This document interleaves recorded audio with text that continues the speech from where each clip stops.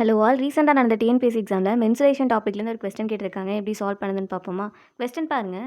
In a parallelogram, the base is 3 times of its height if the height is 8 centimeter then the area is.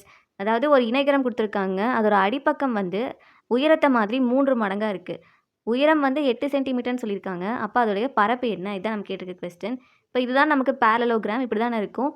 இவங்க என்னெல்லாம் சொல்லியிருக்காங்க? Height வந்து 8 சென்டிமீட்டர்னு சொல்லியிருக்காங்க. அடுத்தது நமக்கு பேஸ் என்னங்க சொல்லியிருக்காங்க? பேஸ் வந்து ஹைட் மாதிரி 3 மடங்குன்னு சொல்லியிருக்காங்க. இது கிளியராக இருக்கா? அப்போது ஹெச் வேல்யூ என்ன சொல்லியிருக்காங்க? 8.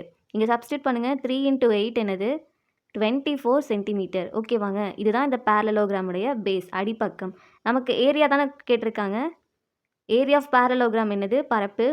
Base into height. பேஸ் நம்ம ஃபைண்ட் அவுட் பண்ணது 24 சென்டிமீட்டர். ஸோ 24 இன்ட்டு ஹைட் என்னதுங்க? 8. அவங்களே கொடுத்துருக்காங்க. ஸோ 24 × 8 என்னது? 8 × 4 32. தென் பேலன்ஸ் 3 இருக்கும். 8 × 16, 16 + 3 90. So 192 centimetre square. கிளியராக இருக்காங்க? Option B.